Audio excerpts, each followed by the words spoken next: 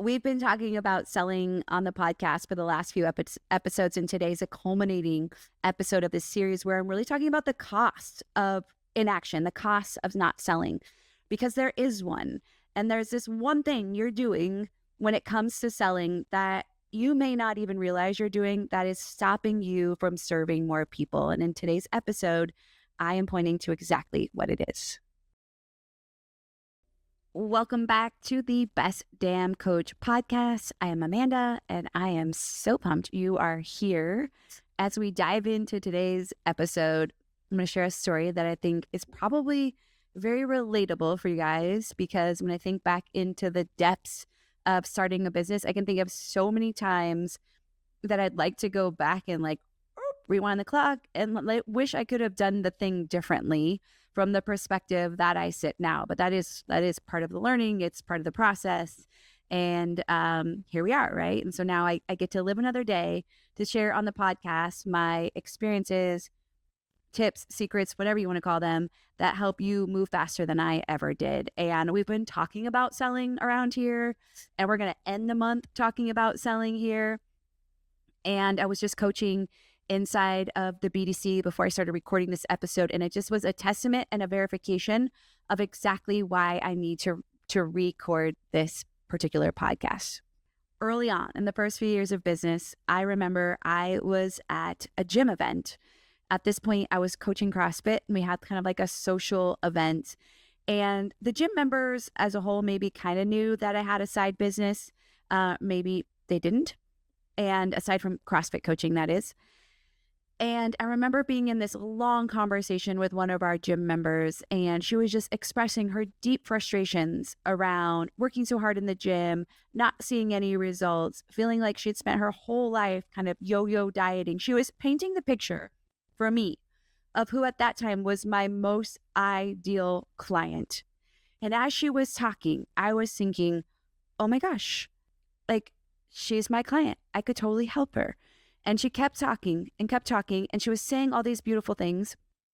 But the whole time, as she continued to talk, I remember sitting across from her, and I had this whole thing built up in my head of exactly what I was going to say. And as she began to finish up her story, she turned to me and said, "Hey, I don't know. Is that something that you could actually help me with?" And as she did that, it was like a time warp. I imagine this like moment from the Matrix where everything slows down and everything's in slow motion. And instead of saying yes, what I did in that moment was notice myself getting clammy, started to go deep into like, who am I to? Oh my gosh, like, what if I give her a dollar amount right now? She's going to totally judge me. She's going to think I'm trying to make money off of her when she's in this pain. Basically she's like so frustrated. And so it was like this very brief moment of time where I went from hearing her and hearing all of her pain and knowing, like identifying, oh my gosh, she's like exactly the person I want to help. And all of a sudden I started internalizing it, and the focus went totally on me. And so instead of helping her in formality, I was like, oh, hey, let me send you this blog article that I wrote. And I remember getting out my phone, grabbing the link, airdropping it to her. And I gave her basically a totally dodged way of support.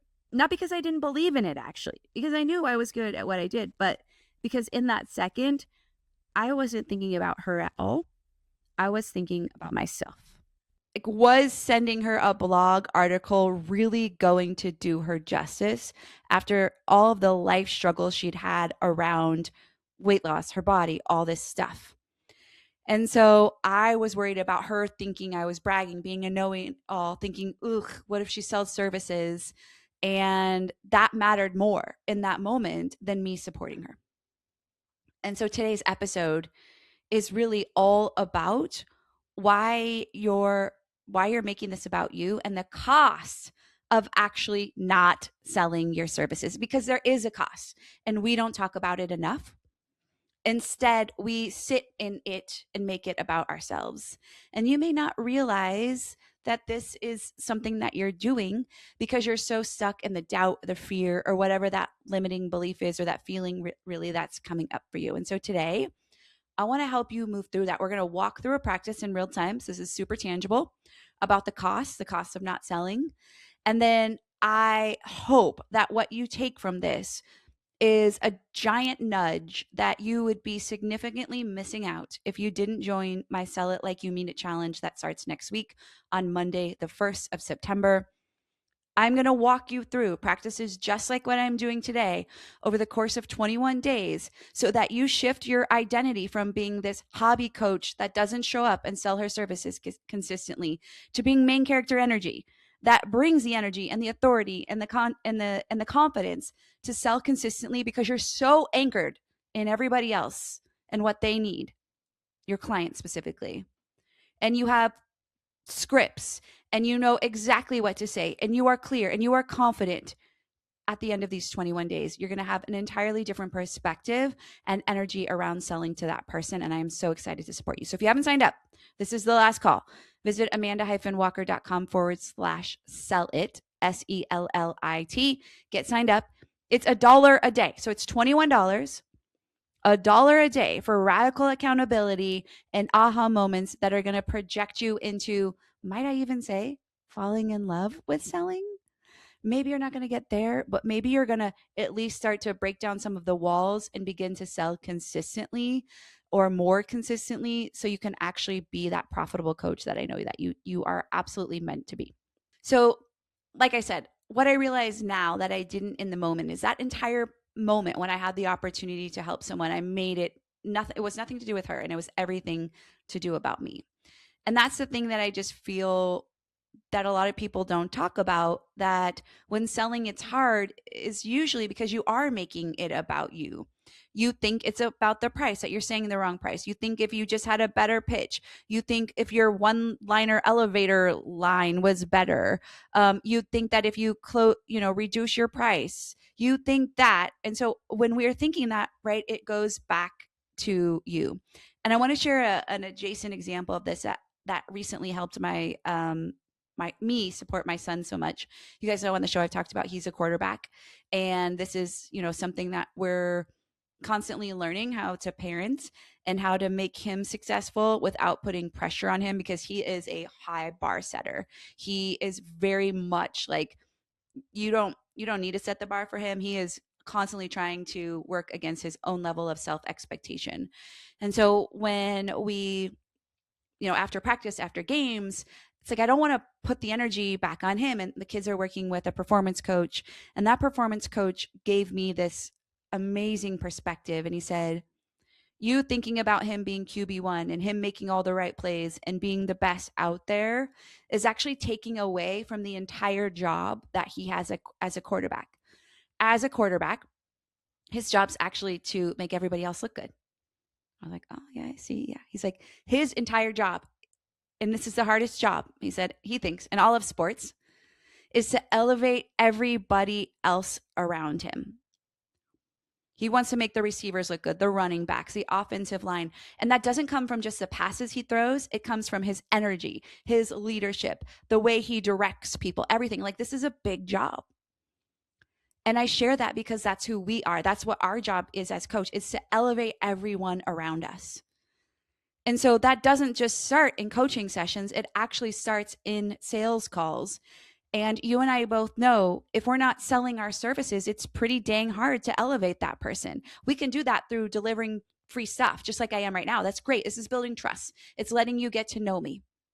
But I guarantee with certainty, if you join the challenge or if you invest in one of my programs, the level of transformation and how your identity is going to grow and the results you're going to get are going to be massively elevated versus if I didn't sell you into my services.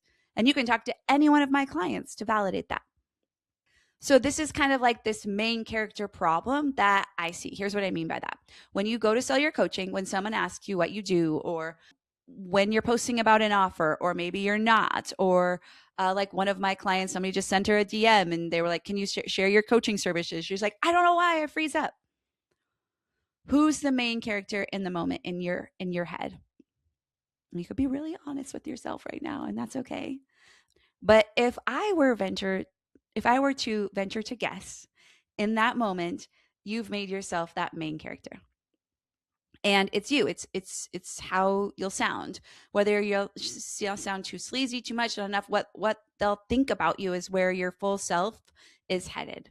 And I get it. I've totally been there, like I just shared.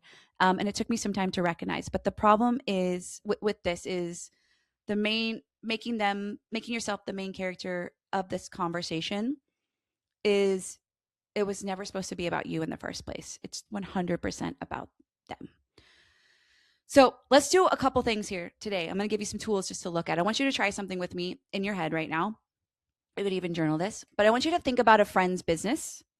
Maybe it's somebody you genuinely believe in, or maybe it's a product or a service that you've invested in, a mentor, friend. Anyway, now picture pitching their offer. You're standing up, maybe it's at a meeting or it's at like a friend's birthday party, and you're standing next to them and you are just doting on them.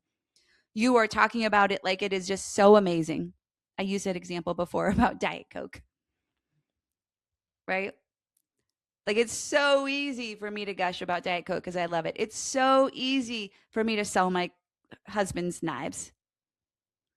You would tell the person exactly what they need it for, exactly what it'll do from them without hesitating for a second.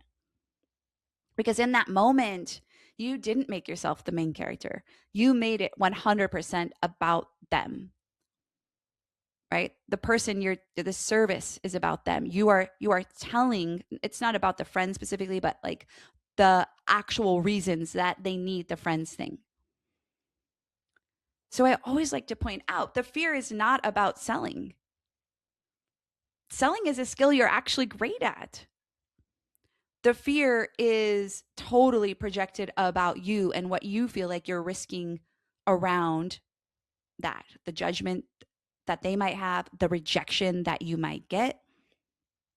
So, as I've said throughout this, you don't have a selling problem. You have a certainty problem. And certainty doesn't come from a better sales script, to be honest. It comes from getting yourself out about making it about you and putting your client back out in front of you where she belongs or he belongs.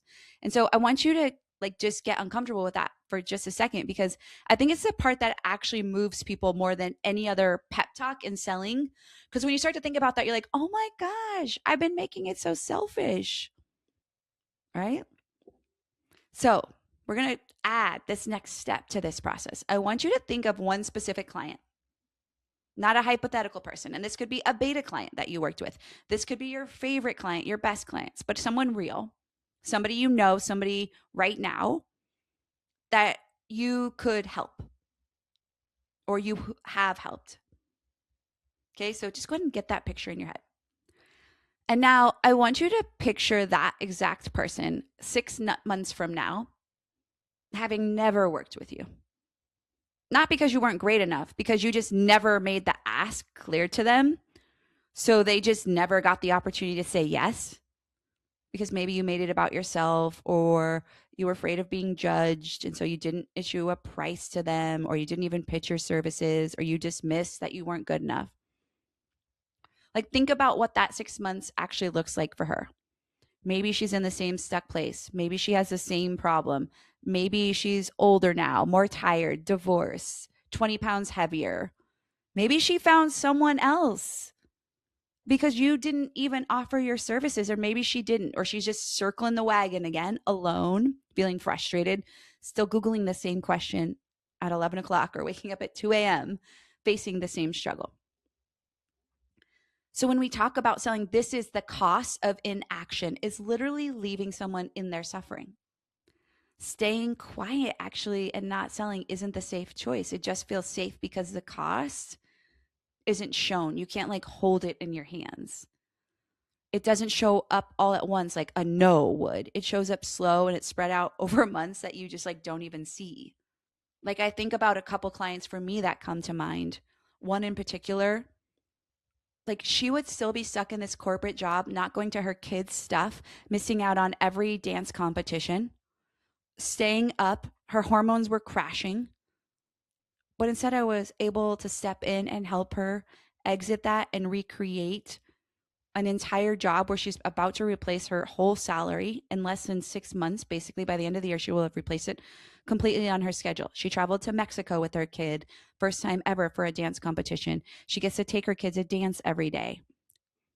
I think of another one of my clients, had I not pitched my services, she was ready to basically leave a corporate job as well, or in the real estate world. And she knew she wanted to start a family, and she knew she couldn't do that life. And she had an amazing skill set and an expertise in college recruiting. And she was able to shift into that career, build a business, and she gets to work from home with her 3 kids now. Like, I think of all of these things. Like, if they hadn't known that I was available to support them to solve the struggle that they're in, then they wouldn't be where they are. So, if you're driving, obviously, you don't have to do this, but I just want you to have it in your head. But here's a question I want you to answer: is if you know something, if you have something, you have a process, you have ability to get transformation from a client that could help this person, and you don't say it, that's disservice. Not offering it for me is the disservice. I mean, let's go big here. Like, think about a doctor who spots something on a scan or is able to perform an operation, and they were like, nah, it's all right. Like, we'll let it get worse and then we'll go ahead and circle back. Right? That's not like, well, what if they don't think I'm the right person? Like, that's not something that is something that we would ever consider. And yet we reframe it around coaching. And so today's episode is, I feel like, my just final, yell from the mountaintop that how are we thinking about selling internally? There's a cost to not selling, right? And it is them staying in their problem. And I want them to hire you to do that work. I know you're great at what you do because you're here and you're listening and you're investing in yourself over and over. And that's what this is really about. And so I would love for you to join us on the Sell It Like You Mean It challenge. We start the first. Again, you can join us at amanda-walker.com/sell it. But this is that reminder of when we reframe, and I'm going to walk you through some really great practices that continue to move some of that doubt and fear that might exist. We're going to walk through a practice live that takes you into kind of the worst case that's circling in your brain. But I'm going to walk you through these practices every day in order to break through into this next level version of you that I know is there in order to sell effectively and consistently. So this is your invitation to join us. I would love for you to be in the room and get these daily deliveries of nuggets that I'm going to be teaching. Some of these things I've never taught before and are brand new. And it's $1 a day to join us. And I cannot wait for you to be there because, again, you don't have a selling problem. You're actually good at selling. Hopefully I could show you that on this episode. You just have a certainty problem, and we can fix that together live starting September 1st. All the links, everything are in the show notes. And again, if you feel like this episode serves you and it helps you reframe selling, and you think there's another coach out there that definitely needs to hear this, because again, selling isn't about you, it's about them. And if we can position ourselves at that, selling becomes so much more effortless. But please send this episode to another amazing coach. And until next week, go coach them up.